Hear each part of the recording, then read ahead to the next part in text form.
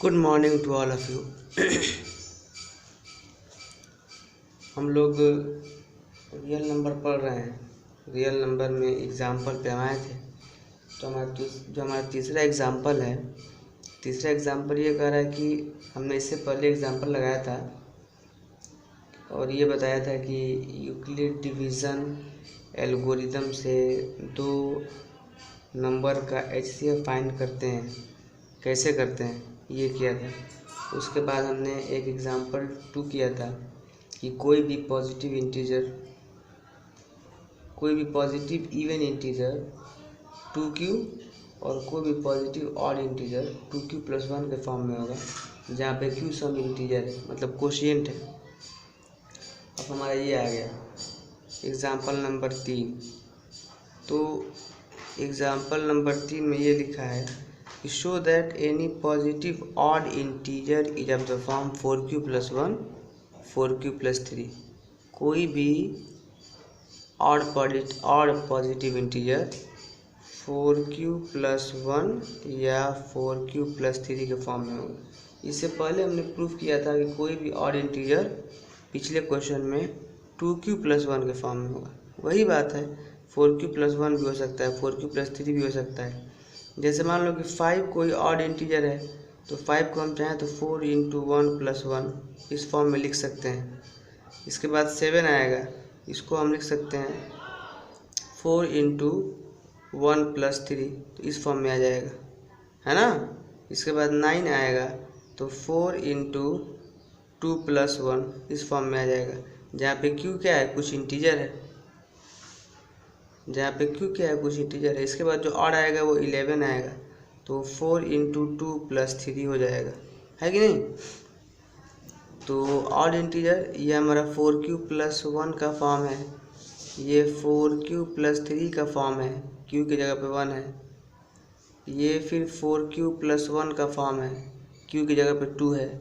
ये फिर 4q + 3 का फॉर्म है। तो कोई भी ऑड इंटीजर 4q + 1 या 4q + 3 के फॉर्म में होगा, 2q + 1 के भी फॉर्म में होगा, ठीक है। वो तो 6q + 1 के भी फॉर्म में हो जाएगा। आ रही बात समझ में। अब देखो फ़र्क क्या है। अगर मान लो तुम्हारा एक ऑड इंटीजर 3 है, 3, तो 3 को तुम इस फॉर्म में नहीं लिख सकते हो, 4q + 1 के फॉर्म में। 3 को तुम 2q + 1 के फॉर्म में लिख सकते हो। आ रही बात समझ में। 3 ऑड इंटीजर है ना, तो 3 को आप 4q + 1 या 4q + 3 के फॉर्म में नहीं लिख सकते हो, ठीक है। ये 4 डिवीजर ना है, ये कोशिएंट है, ये रिमाइंडर है। a बराबर bq + r से अगर कंपेयर करोगे तो जो हमारा ये b है, ये हमारा डिवीज़र है और ये कोशिएंट है। तो 3 में हम 4 से डिवाइड नहीं दे पाएंगे, तो इसीलिए 3 को इस फॉर्म में या इस फॉर्म में नहीं लिखा जा सकता है। इसको 2q + 1 के फॉर्म में लिख सकते हैं, 2 × 1 + 1। तो 3 से जो बड़ा ऑड इंटीजर होगा उसके लिए ये फॉर्म होगा 4q + 1 या 4q + 3। 3 के लिए 4q + 1 फॉर्म नहीं होगा, ठीक है। तो कोई भी पॉजिटिव इंटीजर, अब ये सवाल समझ लो कि 3 से बड़ा, 3 जो हमारा ऑड नंबर है उससे बड़े के लिए show that any positive integer जो 3 से बड़ा है वो 4q + 1 या 4q + 3 के फॉर्म में लिखा जा सकता है, जहाँ पे q क्या है, कुछ इंटीजर है। इसको प्रूफ करने का एकदम वही तरीका, आप मेरी बात को ध्यान से सुनिए। मान लेंगे कि a क्या है, कोई पॉजिटिव इंटीजर है, कोई का मतलब इवन या odd. Let a be any positive integer. क्या मान लेंगे कि let a be any positive integer and b is equal to 4। b जब a equal to bq + r, b जगह 4 ना है, देन फ्रॉम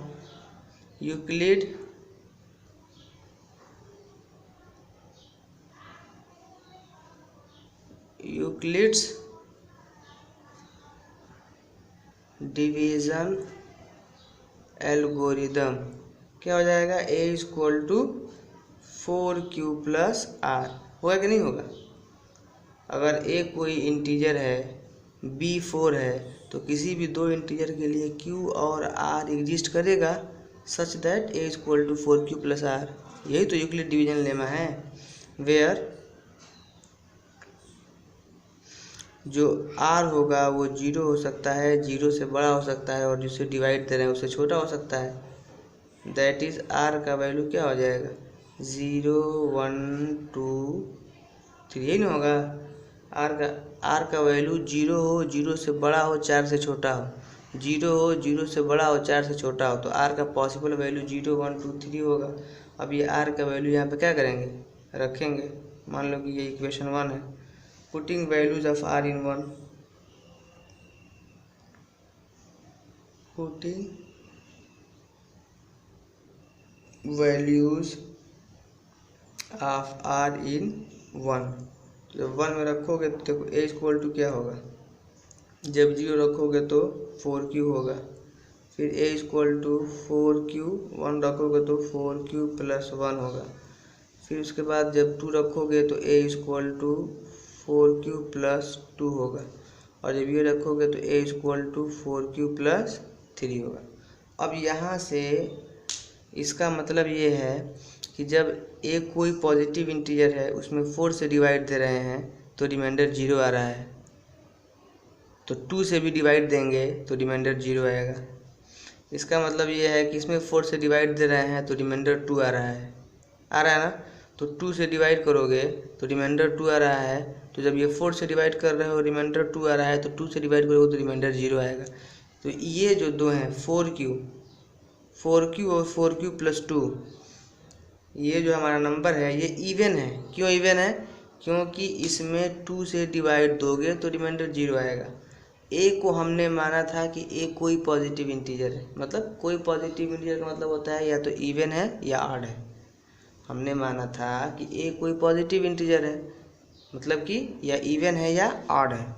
तो अब हम ये देख रहे हैं कि इस कंडीशन में जब a=4q है, a=4q+2 है, तो ये इवन है, तो कोई इंटीजर या तो इवन होगा या ऑड होगा, लेकिन ये इवन है तो बाकी जो दो बच गया वो ऑड है। तो यही अब बात हम लिखेंगे कि व्हेन a=4q या 4q+2 then a is even, hence 4q+1 and 4q+3 is odd integer. जाहिर जब इसमें 4 से डिवाइड कर रहे हो रिमाइंडर 1 आ रहा है, 4 से डिवाइड कर रहे हो रिमाइंडर 3 आ रहा है, 2 से डिवाइड करोगे रिमाइंडर 1 आएगा, 2 से डिवाइड करोगे रिमाइंडर 1 आएगा। तो 2 से डिवाइड करने पर रिमाइंडर 1 आ रहा है, इसका मतलब ये ऑड होगा। और ये 2 से डिवाइड करोगे तो रिमाइंडर, अभी देखो तुम समझो 4 से डिवाइड कर रहे हो तो रिमाइंडर 2 आ रहा है, यही तो मतलब है a=bq+r। ये डिवाइडेंड है, ये कोशिएंट है, रिमाइंडर है, ये कोई नंबर है, डिवीज़र जिसको बोलते हैं, डिवाइडेंड ये divisor, dividend divisor quotient remainder. तो जब ये कोई नंबर ही होगा, इसमें जब 4 से डिवाइड कर रहे हो तो क्यों कोशिएंट आ रहा है, 2 रिमाइंडर आ रहा है। अगर 2 से डिवाइड करोगे इसमें तो जो 2 रिमाइंडर आ रहा है वो नहीं आएगा, 0 हो जाएगा। यहाँ पे तो रिमाइंडर ऐसे ही 0 दिखाई दे रहा है। a=4q माने a=4q+0 कर सकते हो, तो रिमाइंडर की जगह पे 0 है, 0 रखे ही हो r की जगह पे।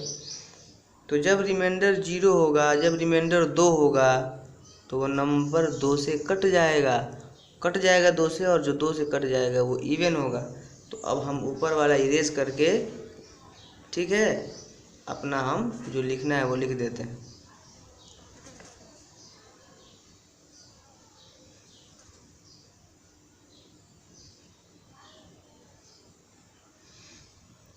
तो हम लिख रहे हैं कि if a=4q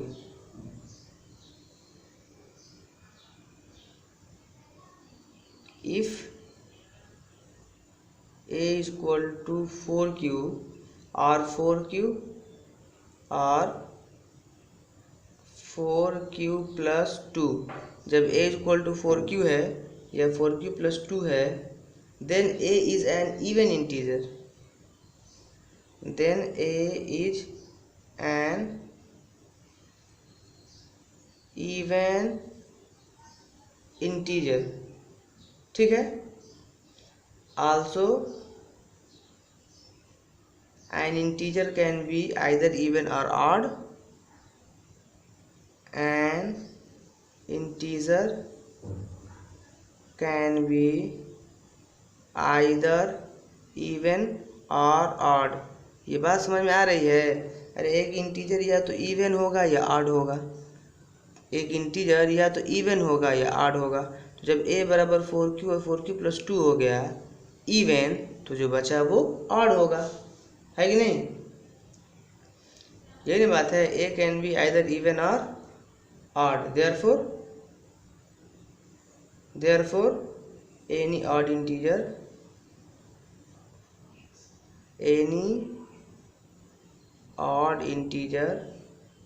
is of the form 4q plus 1 या 4q plus 3। आ रही बात समझ में? जब एक कोई भी इंटीजर है उसमें से 4q प्लस 2 इवन हो गया, तो जो बचा वो ऑड ही ना होगा। बस ये हमको दिखाना था कि कोई भी positive odd integer 6q plus 1 या 6q प्लस 3 के फॉर्म में होगा। यहाँ से हमने क्या कर दिया, दिखा दिया। नोट कर लीजिए आप लोग। तो इस एग्जाम्पल नंबर 3 के बाद एक एग्जाम्पल नंबर 4 है, जिसमें आपको बस HCF निकाल देना है। उसमें लिखा है कि एक स्वीट सेलर के पास 420 काजू का बर्फ़ी है, 420 काजू का बर्फ़ी है और 130 बादाम का बर्फ़ी है। He wants to stack them in such a way that each stack has the same number and they kept at least area। मतलब इसको वो है ना, एक स्टैक करना है। तो वो कैसे स्टैक करे कि दोनों टाइप के बर्फ़ी जो है ना वो नंबर में सेम रहे। मतलब ये जितना बर्फ़ी जगह ले, ये इतना जगह ले, और स्टॉक जो इसका हो, मतलब जितना इसको एक जैसे कितने कितने का वो स्टॉक बनाए दोनों बर्फ़ियों का, ये कह रहा है कितने कितने बर्फ़ी का ऐसे स्टॉक बनाए कि कम से कम जगह ले उसको रखे। तो 420 बर्फ़ी है, 130 बर्फ़ी है, इनको उसको है ना अरेंज करना है, जिसको हम कहते हैं सहरियारना है, अरेंज करना है। तो कितना कितना बर्फ़ी लेके वो सहरियार है दोनों में, जितना इस टाइप का बर्फ़ी उतना ही इस टाइप का बर्फ़ी। कोको को बर्फ़ी ये ऐसे अपनी दुकान पे लगाए, कम एरिया कवर करे। आ रही बात समझ में? इस टाइप का कोको दोनों में बराबर, जितना बर्फ़ी इसका ले उतना ही बर्फ़ी इसका ले, है ना। ऐसा नहीं कि इसको एक पे एक करके 10 बर्फ़ी का स्टॉक ले और ये 15 का स्टॉक ले, नहीं, दोनों का स्टॉक बराबर होना चाहिए कि कम से कम जगह ले इसको अरेंज करने में। तो HCF ले लेंगे वो बड़ा से बड़ा नंबर जो दोनों को डिवाइड कर सके, वो बड़ा से बड़ा नंबर जो दोनों को डिवाइड कर सके, वही HCF होता है। तो वो बड़ा से बड़ा नंबर क्या होगा, 10 होगा। ऐसे ही दिखाई दे रहा है, 10 से भी कट जाएगा, 10 से भी कट जाएगा, ठीक है। तो इसका HCF निकालोगे तो 10 आएगा। तो 10 बर्फ़ी इस टाइप का और 10 बर्फ़ी इस टाइप का, वो 10 बर्फ़ी का स्टॉक क्या करेगा, लगाएगा। तो वो कम से कम जगह में इन सभी बर्फ़ियों को अरेंज कर देगा। और 10 मतलब ये भी 10 होगा, ये भी 10 होगा, कोई ऊंचा नीचा नहीं होगा, ये दोनों बराबर रहेंगे, ये बात होगी। और सबसे कम जगह में अरेंज होगा 10 बर्फ़ियों को हम जब लेंगे, और दोनों बराबर भी आएगा। मतलब जितनी ऊंचाई इसकी होगी उतनी ऊंचाई इसकी होगी, अच्छा लगने के लिए, दुकान को सजाने के लिए 10 बर्फ़ी का स्टॉक वो लगाएगा। हो गया। अब इसके बाद एक्सरसाइज 1.1 में आप लोग पहला क्वेश्चन कर लिए हैं, दूसरा क्वेश्चन मैं बताऊंगा नहीं, तीसरा क्वेश्चन बस HCF निकालना है। तीसरा क्वेश्चन जैसे ये करना है एग्जाम्पल नंबर 3, वैसे ही क्वेश्चन नंबर एग्जाम्पल नंबर 4 है, वैसे ही क्वेश्चन नंबर 3 है। दूसरा क्वेश्चन मैं इसलिए नहीं बताऊंगा, so that any positive odd integer, same question है, कोई भी positive odd integer 6q plus 1, 6q plus 3 या 6q प्लस 5 के फॉर्म में होगा। तो कोई भी पॉजिटिव ऑड इंटीजर इस फॉर्म में होगा। क्या करेंगे, सबसे पहले मान लेंगे एक कोई भी पॉजिटिव इंटीजर है बी की जगह पर 6 ले लेंगे तो a बराबर 6 प्लस r हो जाएगा, है कि नहीं। यहाँ पे एक कोई इंटीजर है, इवन या ऑड। फिर जो r का वैल्यू होगा 6 0 से बड़ा है तो r का वैल्यू 0 1 2 3 4 5 हो जाएगा, है ना। अब ये r का वैल्यू आप रखोगे तो एक बार a बराबर 6 होगा, एक बार a बराबर 6 प्लस 1 होगा, एक बार a बराबर 6 प्लस 2 होगा, a बराबर 6 प्लस 3 होगा, a बराबर 6 प्लस 4 होगा, a बराबर 6 प्लस 5 होगा। जाहिर सी बात है कि जब ये होगा ये होगा ये होगा तो a इवन होगा, तो जब ये इवन हो गया तो जो बच रहा है वो क्या होगा, ऑड होगा।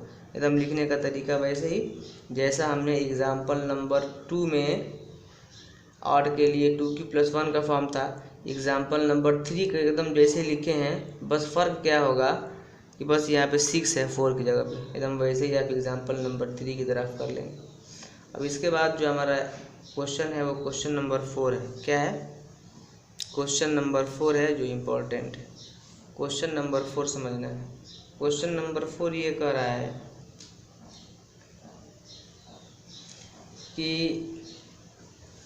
Use Euclid's division lemma to show that square of any positive integer, किसी भी पॉजिटिव इंटीजर का स्क्वायर। अब ये कह रहा है कि स्क्वायर किसी भी पॉजिटिव इंटीजर का स्क्वायर, क्या कह रहा है, किसी भी पॉजिटिव इंटीजर का स्क्वायर या तो 3m के फॉर्म में होगा या 3m प्लस 1 के फॉर्म में होगा। जहाँ पे m क्या है, m भी कोई इंटीजर है, वही q है, कोशिएंट की तरह समझ सकते हैं, a बराबर bq प्लस r, वैसे आप समझेंगे। यहाँ पे रिमाइंडर 0 है, यहाँ पे रिमाइंडर 1 है। 3 से डिवाइड किए हैं किसी नंबर में तो ये कोशिएंट है, 3 से डिवाइड किए हैं तो m कोशिएंट है, रिमाइंडर 1 है, तो कोई नंबर होगा वो, मतलब कोई डिवाइडेंड होगा। ये डिवीज़र है, ये कोशिएंट है, रिमाइंडर है। तो कोई भी नंबर का स्क्वायर, ठीक है ना, क्या कर रहा है, square of any Euclid's division lemma का हमको यूज करना है, जो वही a बराबर bq प्लस r, और क्या वही ना यूक्लिड्स डिवीजन लेमा है। तो किसी भी पॉजिटिव नंबर का स्क्वायर या तो इस फॉर्म में होगा या इस फॉर्म में होगा। जैसे मान लो कि 2 का स्क्वायर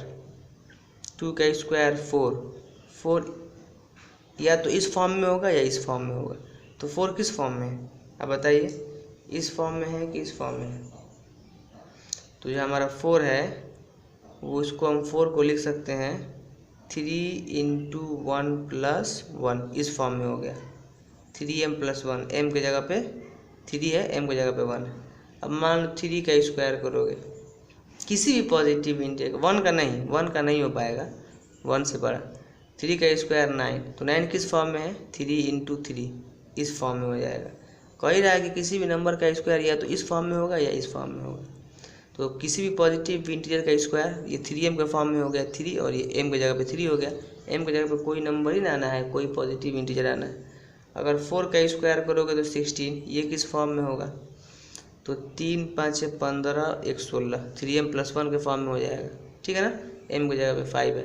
तो किसी भी पॉजिटिव नंबर का स्क्वायर, कोई भी नंबर किसी का भी लिख लो, या तो इस फॉर्म में होगा या इस फॉर्म में होगा, जहाँ पे m क्या है, कोई इंटीजर। इसको प्रूफ करना है। देखो बहुत आसानी से ही प्रूफ हो जाएगा। 3m या 3m प्लस 1 लाना है ना, 3m या 3m प्लस 1 के फॉर्म में हमको लाना है। सबसे पहले भाई का मान लेंगे कि लेट a भी एनी पॉजिटिव इंटीजर। a क्या है, कोई भी पॉजिटिव इंटीजर है। a को हम कोई पॉजिटिव इंटीजर मान लेंगे, लेट a भी एनी पॉजिटिव इंटीजर है। और b की जगह पे 3m या 3m प्लस 1 का फॉर्म लाना था, 3m या 3m को प्लस 1 का फॉर्म सॉल्व कर रहा हूँ मैं। क्वेश्चन नंबर 4 है, ठीक है ना। Let a be any positive integer and b = 3, then from Euclid's division lemma,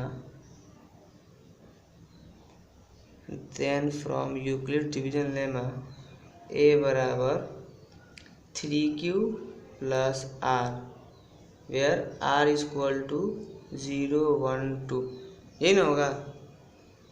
अब केस बना लो, चाहे ऐसे भी कर लो, आसानी से करना है तो केस बना लो। चलो केस नंबर फर्स्ट, थोड़ा सा लंबा होगा लेकिन आसानी हो जाएगा।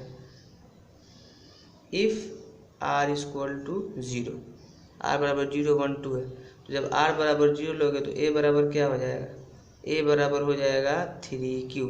ए बराबर क्या हो जाएगा 3q, आर की जगह पर रख दिए 0, तो हमको ए 3q हो गया। तो हमको ए को नहीं बताना है कि ये किस फॉर्म में होगा, किसी भी पॉजिटिव इंटीजर के स्क्वायर को हमको इस फॉर्म में लाना है 3m या 3m प्लस 1 में। तो ये तो ए इक्वल टू 3q है ना, तब इसका स्क्वायर करो, स्क्वायर करो। जब इसका स्क्वायर करोगे तो ए स्क्वायर बराबर 9q स्क्वायर, कर सकते हो ना। अब देखो यहीं से सब आसान है, 9 है, देखो 3 और 3q स्क्वायर, इसको कर सकते हो, कर सकते हो ना। अब देखो 3 और 3q स्क्वायर, कोई पॉजिटिव, q क्या है, कोई इंटीजर है, q का स्क्वायर भी कोई इंटीजर होगा, 3 भी कोई इंटीजर होगा। तो अब हम 3q स्क्वायर की जगह पे कोई नया इंटीजर ले लेते हैं m, तो क्या ले लेते हैं m, तो 3m का फॉर्म आ गया। यहाँ पे लिख देंगे where m equal to 3q square is some integer, कोई नया इंटीजर है, ये ब्रैकेट में लिख देंगे। तो अब हम देख रहे हैं कि जो स्क्वायर है उस स्क्वायर को 3m के फॉर्म में लिख दिए। अब केस नंबर दूसरा, जब r की जगह पे 1 लोगे। Case number second, case number second, जब r की जगह पे 1 लोगे तो a बराबर 3q प्लस 1 हो जाएगा।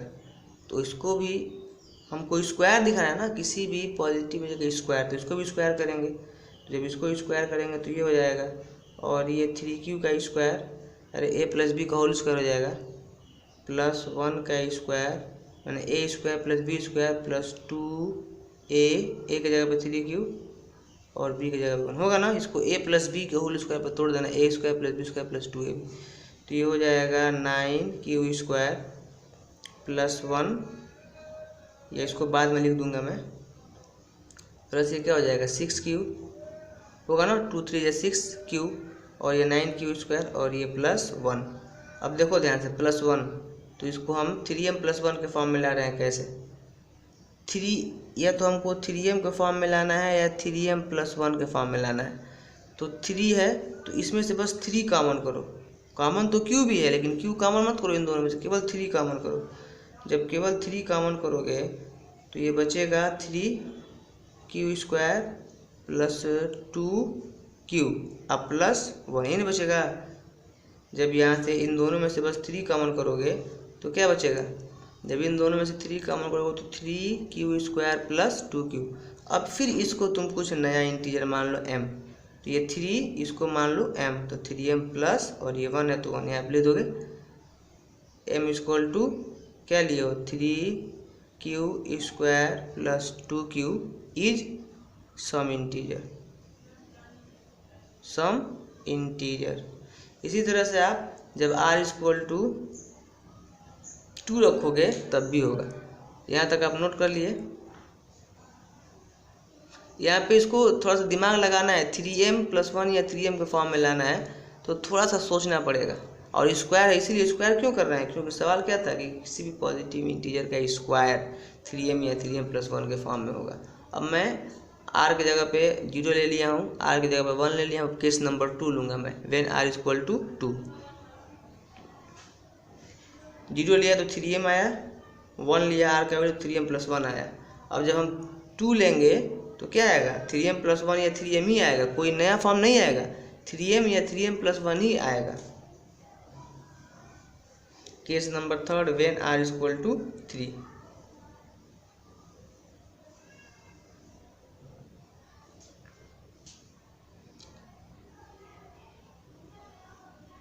केस नंबर 3, जब r क्या हो 3 हो, तो जब r 3 होगा तो a क्या हो जाएगा, a बराबर 3q प्लस 3, यही ना होगा, 3q प्लस 3 होगा।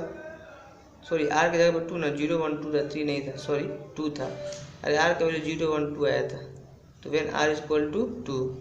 अब स्क्वायर करो दोनों तरफ, तो ए स्क्वायर इक्वल टू ये इसका स्क्वायर प्लस इसका स्क्वायर प्लस 2, ए की जगह पे 3 क्यूब और बी की जगह पे 2, तो ये हो जाएगा 9 क्यूब स्क्वायर प्लस इसको आप लिख सकते हो 2 3 या 6 12 है ना, 12 क्यूब और प्लस ये 4।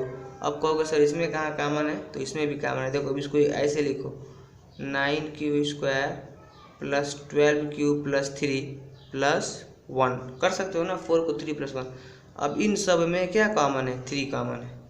इन सब में क्या कॉमन है, 3 कॉमन। जब 3 कॉमन करोगे, 3 कॉमन करोगे क्योंकि 3m प्लस 1 या 3m के फॉर्म में लाना है, कुछ और कॉमन मत कर लेना। ये नीचे वाला नोट हो गया है ना। तो जब 3 कॉमन करोगे तो यहाँ पे क्या बचेगा, 3 क्यूब स्क्वायर प्लस 3 4 जा 12 क्यूब और प्लस 1, ये 3 कॉमन कर लिए तो क्या बचा 1, और ये प्लस 1 तो है। फिर यहाँ पे 3m प्लस 1, इसको मान लिया मैं m, यहाँ पे m equal to 3 cube square plus 4 cube plus 1 is some integer, is some integer. Last में हेंस स्क्वायर ऑफ, देखे या तो 3m लाए या 3m प्लस 1 लाए, किसी भी पॉजिटिव इंटीजर का हमने स्क्वायर ही ना किया। Square of any positive integer is either of the form 3m और 3m प्लस 1। आज के लिए इतना ही, ठीक है।